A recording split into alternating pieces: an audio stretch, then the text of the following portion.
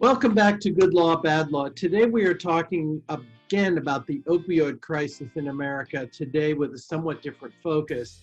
I was really disturbed when I looked at the statistics. This year, 2020, as if it isn't bad enough with the coronavirus pandemic, is going to be a record-setting year for drug overdose deaths, and a large number of those are opioid related.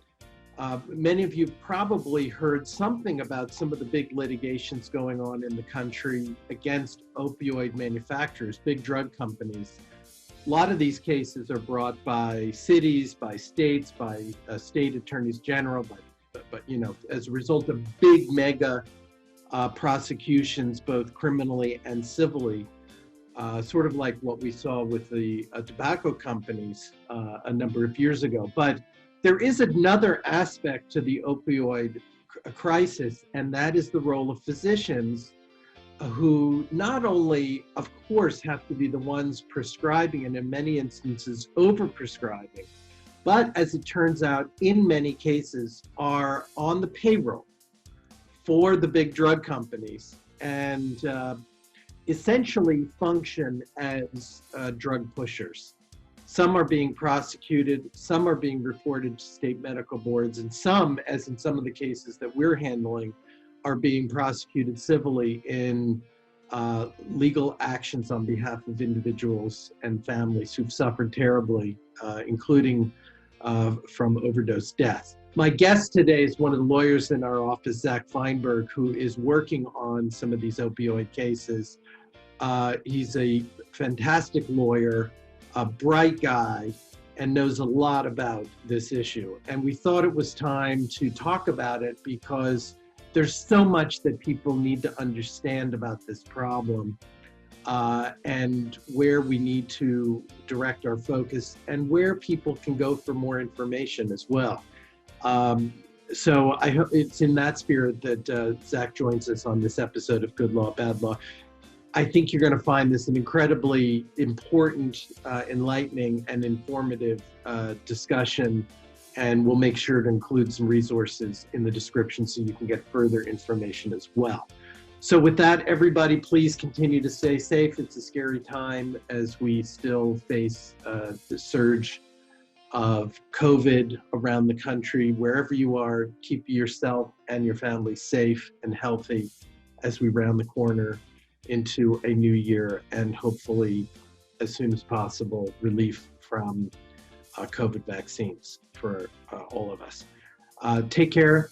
Enjoy this episode of Good Law, Bad Law. Please consult the description for more information. And as always, if you're enjoying Good Law, Bad Law, please leave us a review. You can do that at iTunes.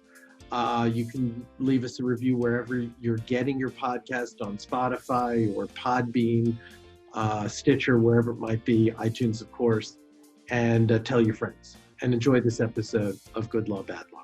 I want to welcome my guest on today's episode, Zach Feinberg. Zach is an attorney at our firm, Freiwald Law. Zach, welcome to Good Law, Bad Law. Good morning. Thanks for having me. I know you are a listener to the podcast and appreciate you coming on today to talk about something that we're learning more about in some of the cases we're handling. And it just seemed like such an urgent topic to bring to our audience and to people's attention. And that is specifically an aspect of the opioid crisis in our country and the role of physicians in perpetrating that crisis of addiction and overdose. Tell us a little bit about yourself, first of all, so people know who you are. Yeah, so my background, I actually went to undergrad at Northeastern University, and I got a degree in behavioral neuroscience. A lot of that was focused on how drugs, specifically some drugs of abuse, can affect executive control and behavioral decisions. I had one professor who focused a lot on how cocaine impacts thought processes. After I went to undergrad, I spent a year working at a psychiatric hospital, an inpatient hospital in Boston, where I worked on floors that were both called dual diagnosis, which was both mental health, depression, schizophrenia, bipolar, but also substance abuse floors as well. So I got a real introduction into how inpatient detox and rehab facilities operate.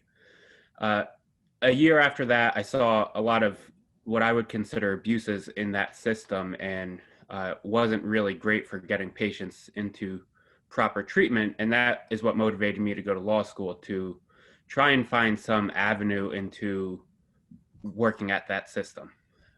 So I went to law school at Drexel University, the Klein School of Law, and did that in 2 years, an accelerated program. Spent 1 year at a solo practice out in Montgomery County, and then ended up at your firm.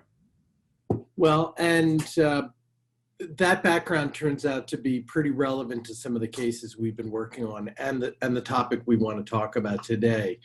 I was looking yesterday at some of the data, and last year, 2019, turns out to be a record-setting year for drug overdoses generally in the United States. And a huge percentage, something like 2/3 of those, are related to opioid abuse.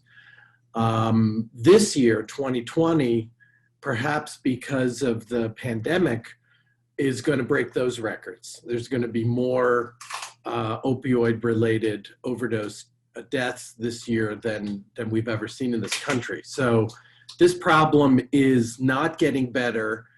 And what we wanted to focus on today was, again, the role of physicians in creating and perpetrating this problem.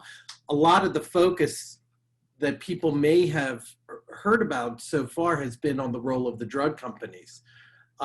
Maybe you could give us a little bit of that background to set up our focus today on the role of the physicians. What has, in very broad strokes, what has been the evolution of how litigation and lawyers and courts have tackled the opioid crisis to date? Sure. So the investigations into the opioid companies actually did start in the early 2000s, when Purdue was really the main player in the field making Oxycontin available. And the first round of litigation was really focused on how that drug was being abused. And a result of that was Purdue came out with a reformulated version of Oxycontin, which they claimed to be abuse deterrent. And that abuse deterrent formula was going to be the end-all, save-all of the opioid crisis. Turns out that drug was still subject to abuse, and it turns out that what we thought of as abuse was not really the only issue in terms of the rising opioid problem. Abuse refers to, crushing up the pills and snorting it, or using it in a way other than how it's prescribed. But along with that, and kind of these reformulations, is a system developed into what they called safe opioid prescribing, but it wasn't really safe in that we didn't know the proper levels that people can be prescribed opioids. And it's still questionable how much you can prescribe it for chronic non-cancer pain, when originally these drugs were only approved for around-the-clock cancer-related pain. Right. Really end-of-life kind of pain. Especially. End of life, yeah, or advanced cancer is really how these were originally designed. In the mid-2010s is when the government started to really investigate these companies again and their conduct in causing the huge rise in opioid prescriptions and abuses. A lot of that litigation started in places like West Virginia, Oklahoma, who were first investigating Purdue. And then a lot of the other companies got brought into it, Johnson & Johnson, Endo, Teva, who some of those are generic makers of opioids as well.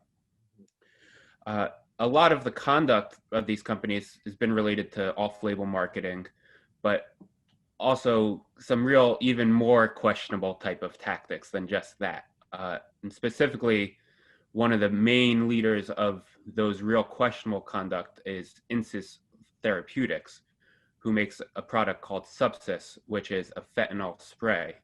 And Well, we're going to get into NSYS in just a minute, because that's also going to lead us to how one of the tactics that the big pharma companies have used, which is to draw in physicians and essentially make them ambassadors of these drugs. But just before we get to that, you know, this term abuse, it does seem like perhaps the initial awareness that the public has had and the media has focused on, I'm talking, you know, 10, 15, 20 years ago, was on the user, was on the, you know, this caricature of the person who's an addict, you know, who's right. is you know, not only seeking these drugs because they become addicted, but is then turning to alternatives like heroin and crack and other drugs to get the same high when they can no longer get the prescription pills.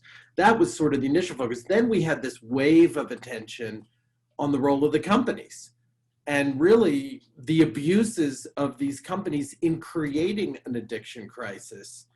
You know, you mentioned marketing, but so much has been learned about the way companies really fraudulently marketed these drugs to create a demand worth billions and billions of dollars in sales of these pills.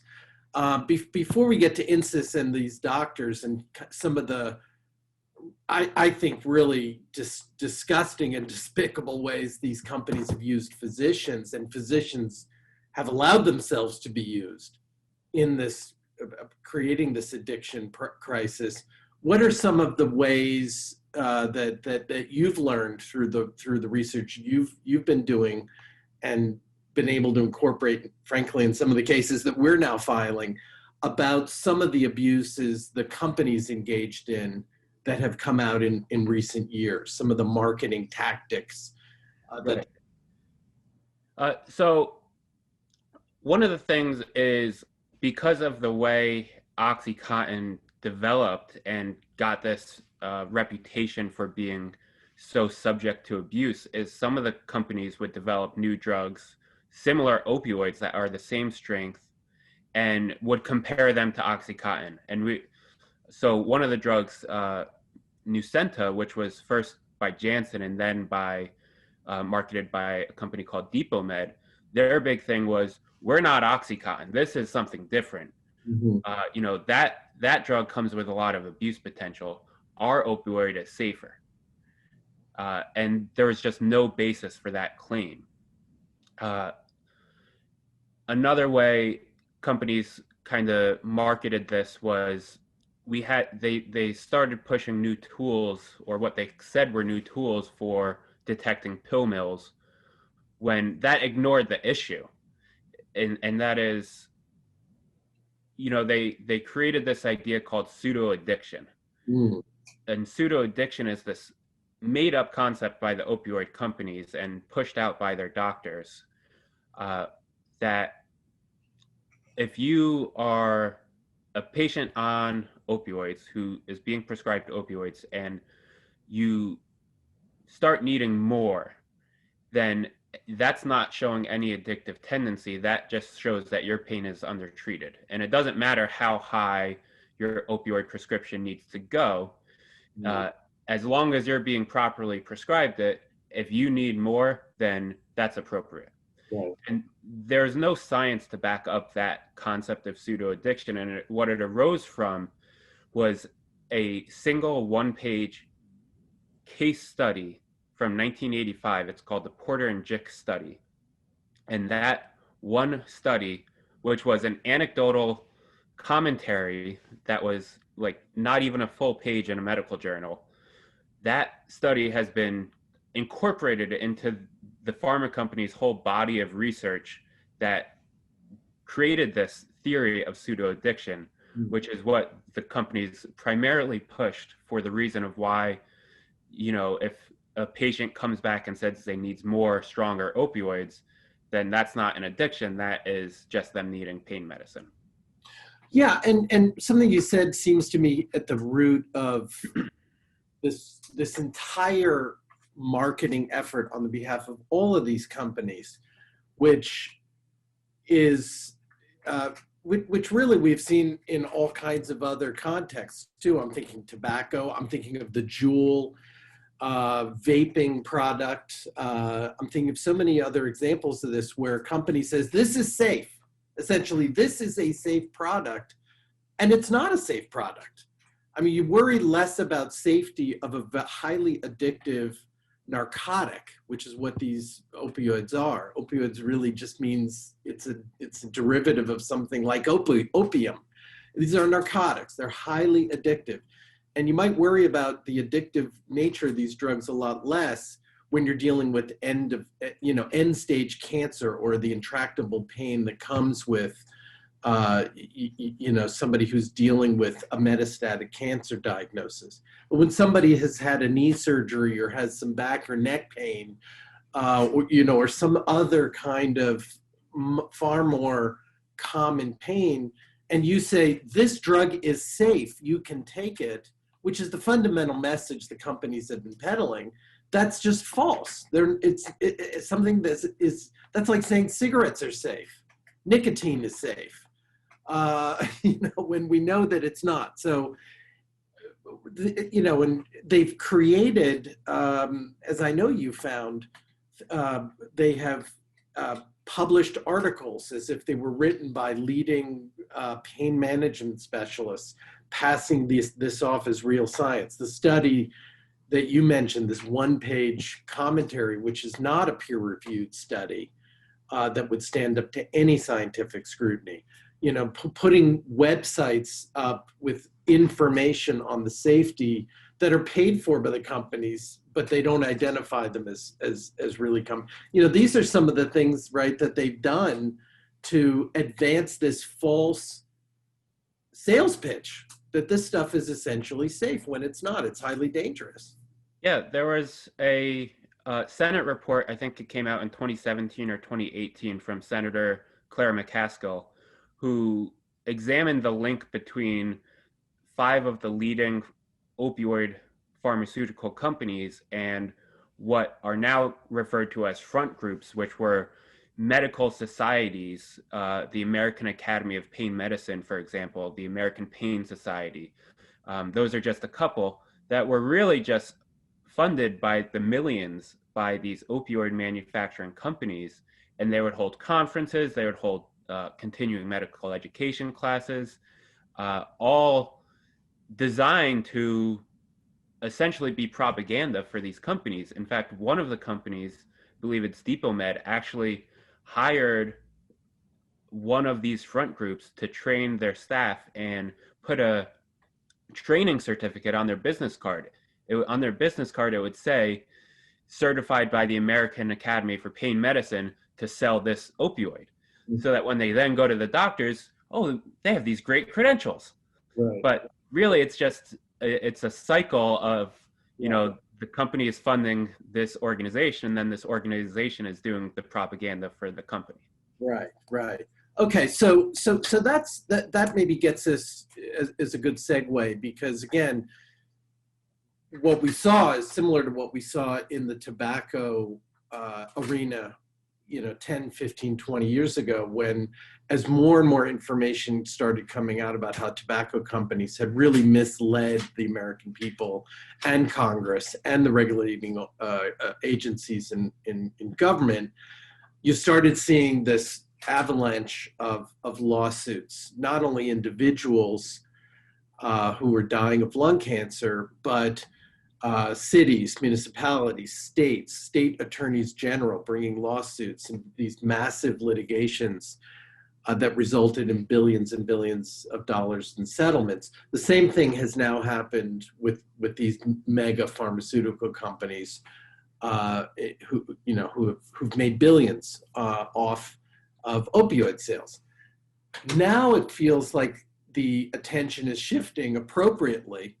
And we're seeing that. We're seeing that in some of the cases that we're now handling, shifting sort of back to the impact on individuals, people who have really suffered and in some cases died from opioid addiction.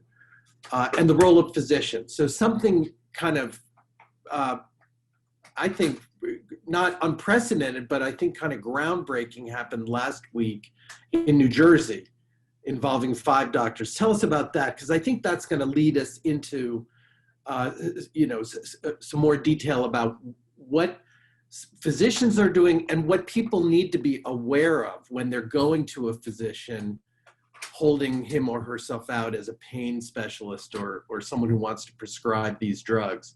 People need to understand this. So help us with that development. Right. And just a slightly little more background, in the last 2 years or so, we've heard of all these national opioid litigations. There's been one major MDL out of Ohio, a federal lawsuit that has thousands of municipalities and states that are part of that. And they're really suing under kind of public nuisance theories for what the pharmaceutical companies have done. And they're getting money to help fund their addiction treatment programs and monitoring programs, things like that. And those are happening also. There's one in Pennsylvania. There's a happening at the state level, as well as that national one.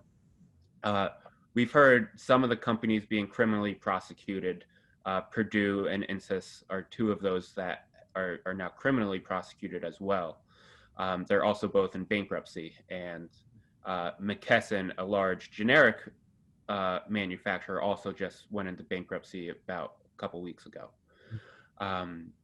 Also in those is not just the pharmaceutical companies, but the distributor companies who are bringing all these drugs to the pharmacies who are supposed to be monitoring hotspots, but they're not really.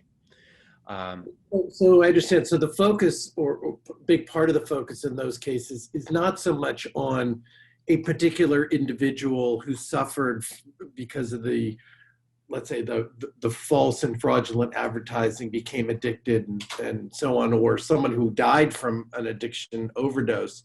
The focus is more on the cost to society, the insurance costs, the costs in treatment, the costs in hospitalizations, the loss of revenues to the state, I suppose, the big aggregate kinds of losses at the city and state level. All of those. And another big one is, for instance, in the Purdue settlement, that company may no longer sell opioids. So it's also as an attempt to try and stop that way. Okay. What's going on in this New Jersey case? Right. And what happened last week in New Jersey, which really kind of signaled to me somewhat of a shift in how state governments are approaching this, is the New Jersey Attorney General reported 5 different doctors to the New Jersey Medical Board, recommending that their license be revoked. And on the basis of essentially selling their medical license to these companies for taking large bribes, in exchange for prescribing high amounts of opioids and in greater doses. Some of the conduct that's been accused is paying a doctor to be a speaker at an event, and that event is not attended by anyone other than the doctor who's speaking. Or if it is attended, it's attended by sales reps. Paying for lavish office parties for the doctors, for lunches for their whole staff, vacations to faraway places. Those are the type of conduct that these specific 5 doctors have been accused of. And what are the levels of pay we're talking about? I mean, is this $5, $10? What levels here? Each of these doctors who have been accused by the New Jersey Attorney General have been receiving more than $60,000 over the last 5 years. Some of them far in excess, some of them in the 20, 30, 40,000 a year. And then all of the non-monetary perks and treats and vacations and stuff like that that kind of depends on how it's reported. There is a big database that kind of tracks all these payments. So if you if you send someone on a trip, that will be reported as travel expenses $1,000, and that's kind of goes into the value of that 60,000 or whatever it is. Okay. Obviously, your enjoyment of laying on the beach is not part of that monetary amount. And I mean, that's pretty sick, isn't it? I mean, that is just so disturbing. I mean, it's one thing, you know, I'm thinking of other situations. I don't know, a surgeon needs a particular piece of surgical equipment, and there might be several manufacturers who make, you know, a particular piece of surgical equipment. Either the surgeon or someone in the hospital is going to investigate, is going to make a choice. That seems like normal. That seems like the normal, you know, kind of marketing and business dealings that a patient probably doesn't focus on very much. Probably patient doesn't focus on, I wonder what brand of electric cautery my surgeon's going to use in my appendectomy, you know. But of course that goes on because hospitals and doctors need all kinds of things. But this is, and you use the word bribery, this is on a different level and involves really pushing. I mean, I don't know how you can look at some of these doctors any differently than you look at drug dealers. I mean, these are drug dealers. They're just taking money from a pimp or a wholesaler, and they're pushing them on people. Right, and to really validate that claim, you have to look at how the company approached this, which was they identified certain doctors who were more likely to participate with them. They would start small. They would look at who's prescribing what type of patients do you have. Start with just a simple, you know, office visit, maybe a lunch. Those are normal things that all pharmaceutical companies do. But once you get the first hook, then this company insists, which all of these 5 doctors have been accused of dealing with this specific company. We know they were pushing this substance, a fentanyl spray, for way beyond cancer, way beyond even just chronic pain. They wanted doctors to prescribe it for migraines. And they said it's a medicine. Pain is pain. It doesn't matter what the source.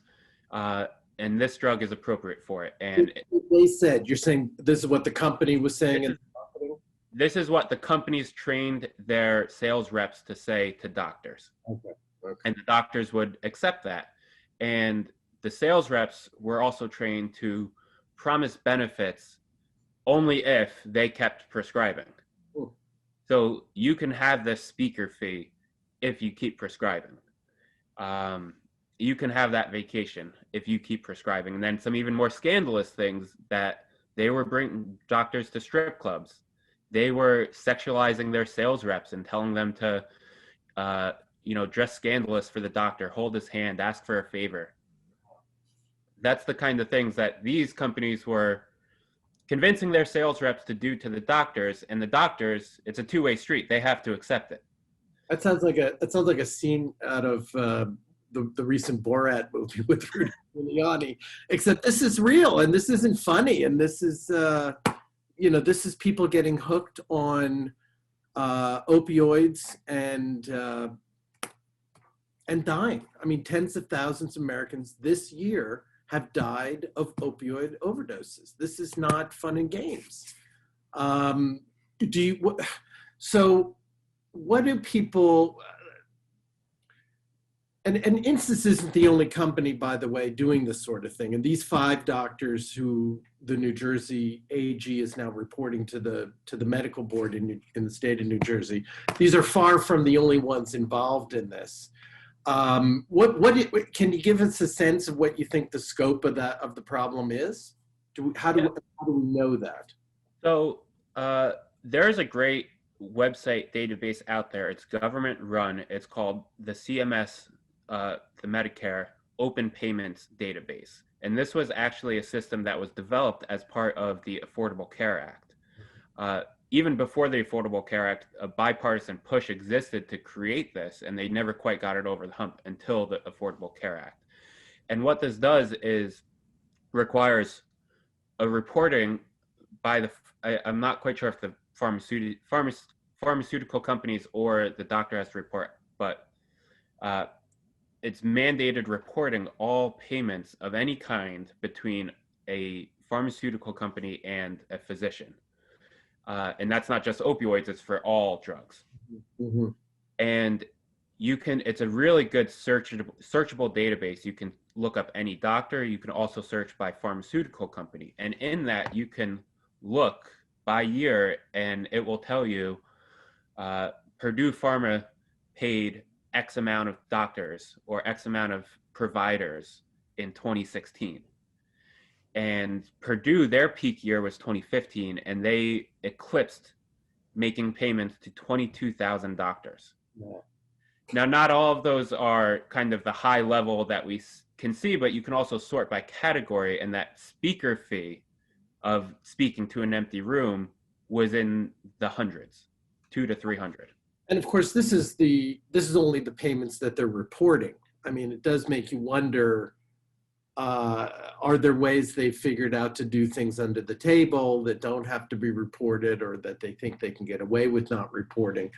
But and we'll put a link to that website in the description for this episode so people can look.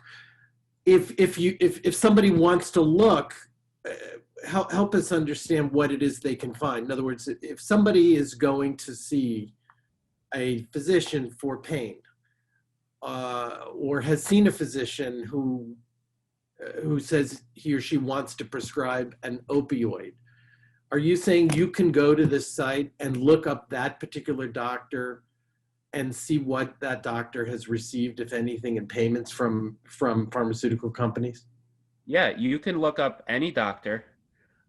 You just type in their name, and then it will have a list of, first it'll be total amounts per company. So it will say in 2017, Dr. Joe Smith took or received payments of any type of 15,000 from Purdue Pharmaceuticals.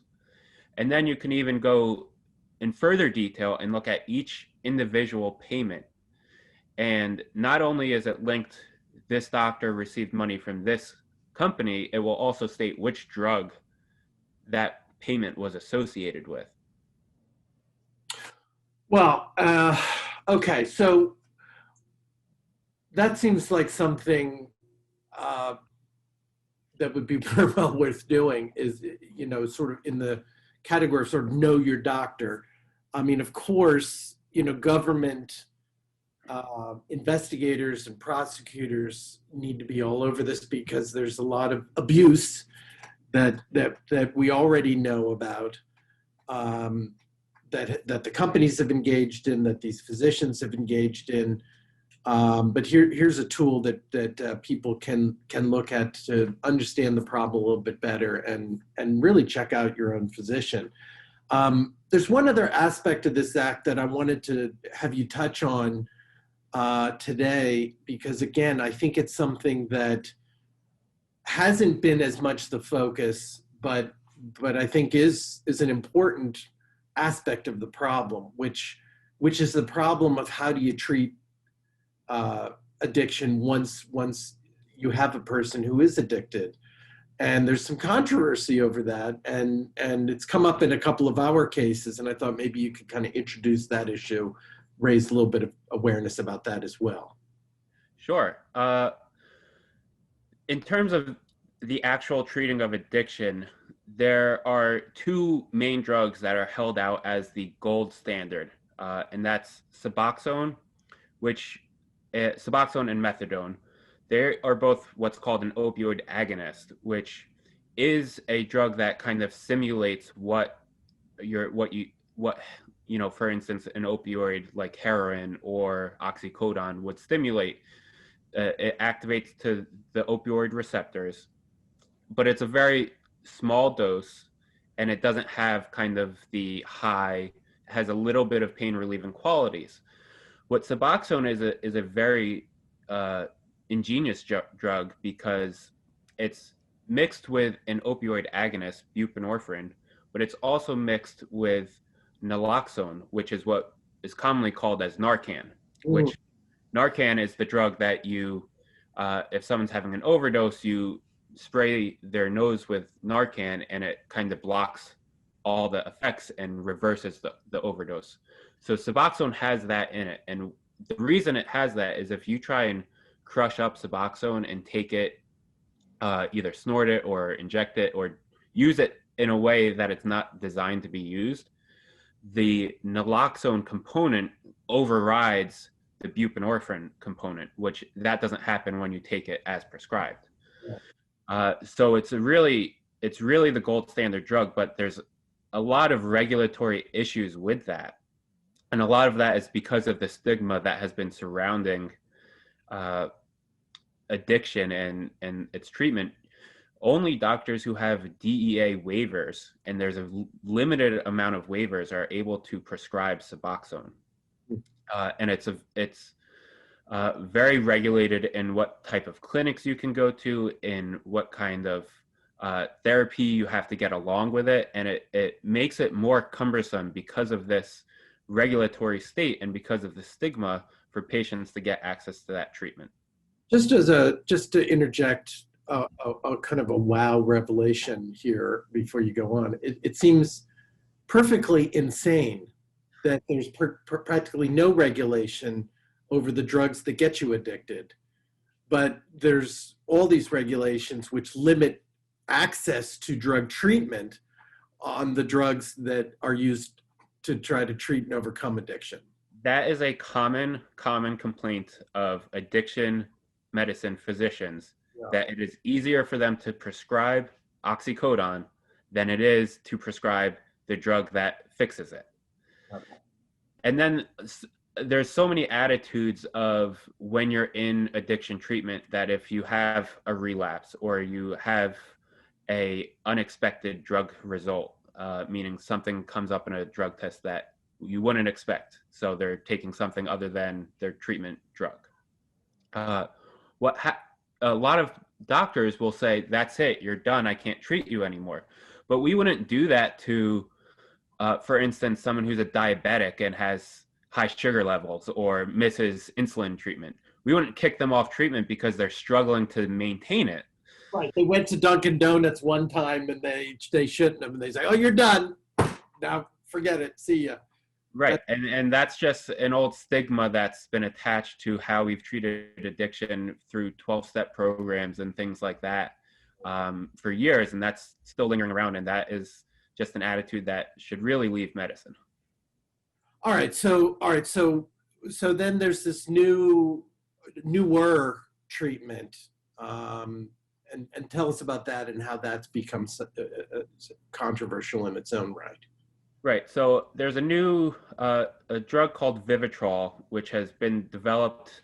It really started in the early mid 2010s. So it's been around for a few years now.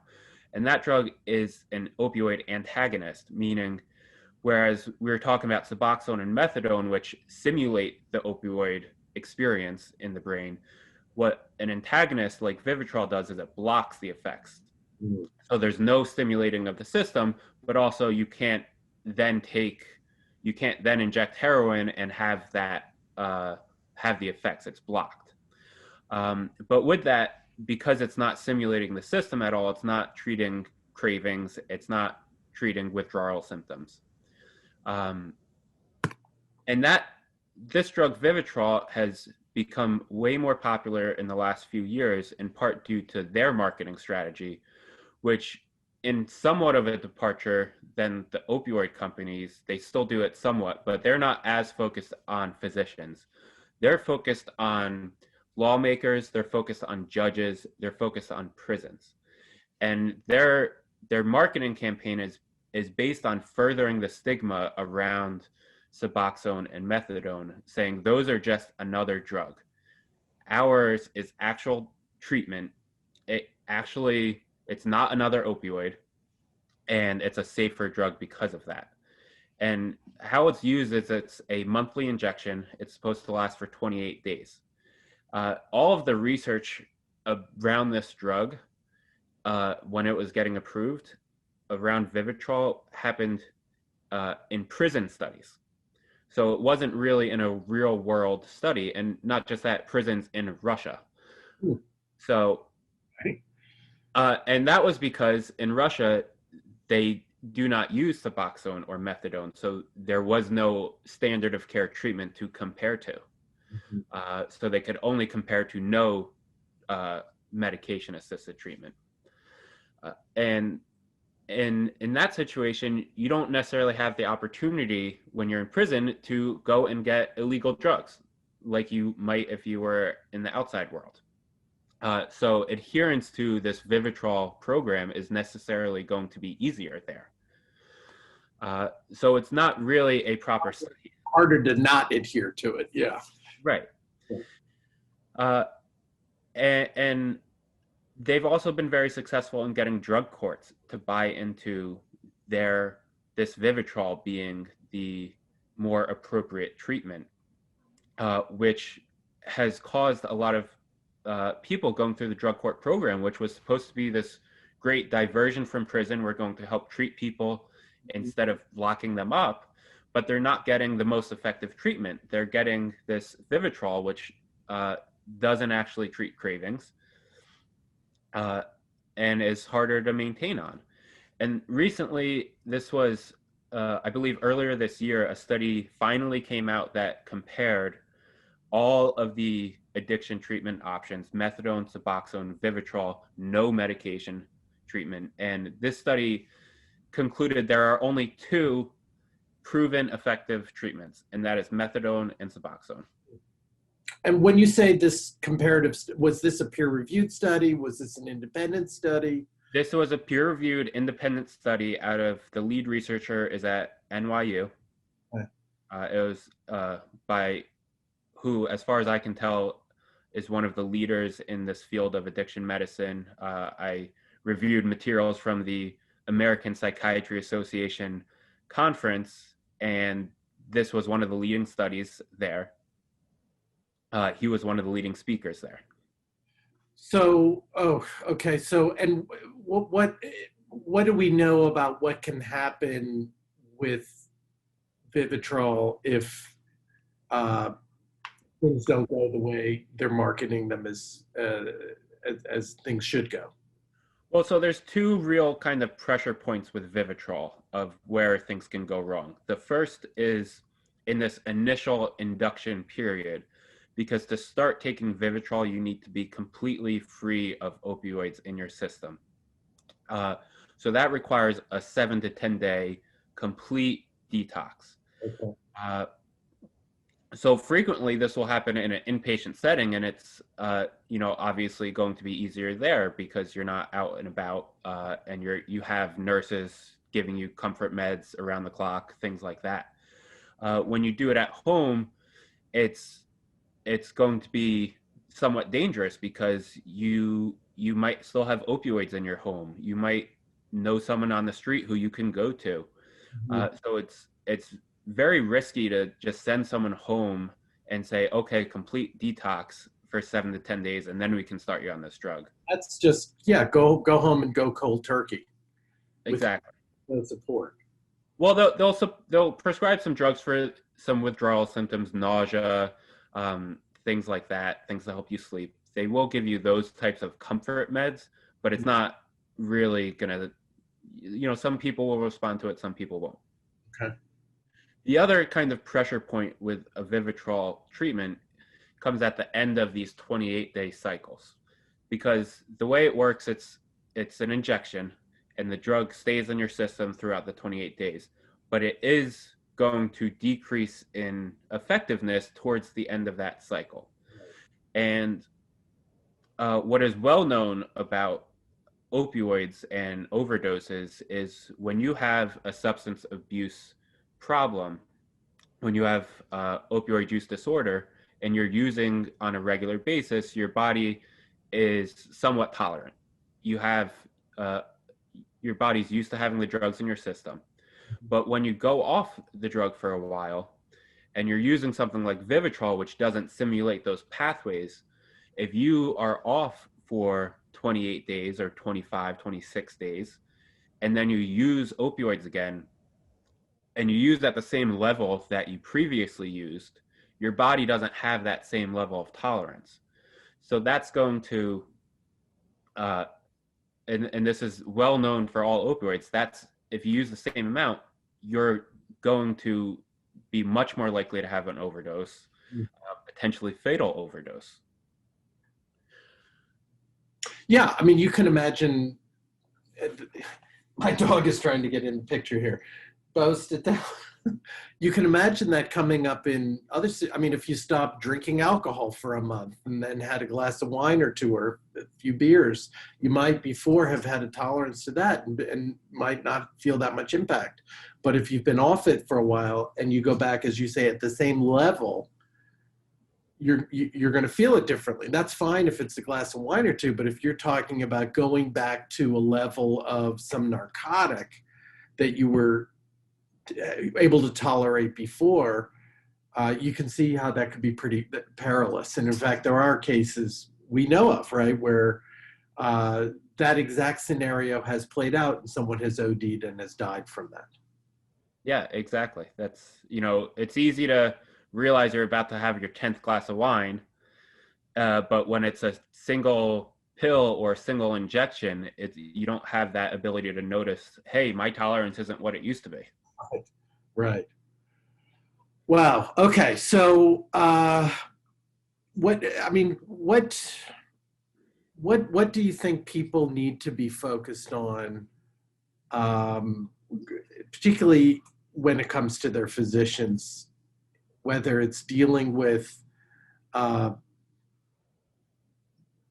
prescriptions of the opioids for whatever pain condition, or confronting a physician who you're going to help with addiction recovery and treatment? I mean, sort of what are kind of the bullet points that you think people ought to be focused on when checking into or confronting their doctors about these issues? Right. Well, in terms of the pain management aspect, if you are someone who needs opioids, and that could be something like a tramadol even, I would make sure one is to ask your doctor what your dose level is, because the CDC has created clear guidelines as to how many opioids you're supposed to prescribe, and it's all based on the morphine equivalent.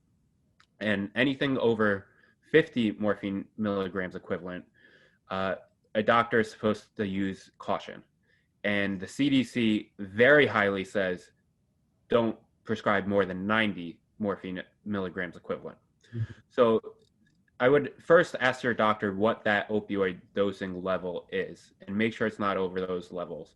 I would also look up your doctor on this open payments database and make sure that they're actually making independent decisions. Make sure they're not in the pocket of pharmaceutical companies. And I would give that same advice in terms of when you're seeking addiction treatment as well. I said that the makers of this Vivitrol is focused on regulators and judges and drug courts, things like that, but they are doing these same type of fake speaker programs that the opioid companies were doing. So there are doctors out there who are receiving tens of thousands from the maker of Vivitrol. Mm-hmm. Okay. If your doctor, if you are going for addiction treatment, I would first make sure that you are seeking someone who has one of these Suboxone waivers. And if not, I would ask your doctor, why is that drug not appropriate for me? How can I be referred to someone who has that waiver? If he recommends Vivitrol instead for you, I would just make sure you ask what the safe way to detox is, and what other precautions, because and make sure that in combination with any addiction treatment, it's not just drug treatment, but you get therapy with that as well. All right, well, that's good advice. And again, I think we need to put that link to that database, and we'll do that in the description so people can look up their doctors and see if there's any information that they ought to know about. And also, I'm just going to say this, you know, again, because and I don't often say this in our episodes, but I think this is one occasion where I do want to mention this. If you know somebody or someone in your family, you know, has had an overdose issue and you think it might be connected to a physician, you know, over prescribing, there is recourse. There is recourse to, in the same way as if there was a surgical error or prescribing the wrong medication or some kind of medical error. In the same way, there could be relief in the form of, you know, litigation and relief that we can seek for you in the court. So if you have any questions about this, we'll also put, Zach, if you don't mind, we'll put your email in the description for this episode. People can contact you if they have any questions about what we've been talking about, if they have anything they want to talk about with a lawyer, because we can't hold out this conversation as legal advice, but in a confidential setting, if you want to talk to one of the lawyers in the firm, reach out to Zach. We'll make it easy for you to do that. So thanks, Zach. This is, again, such an important issue. We're going to continue learning and pressing these issues ourselves at our firm, and appreciate everything that you're doing and bringing to that work and to the conversation we've been able to have today. So thanks so much for that. Yeah, thanks for having me. It's a super important issue, and especially with COVID-19, it's only getting worse. Absolutely. So everybody be safe. Zach, you be safe, and you and your family. Thanks again. Appreciate it. Thanks.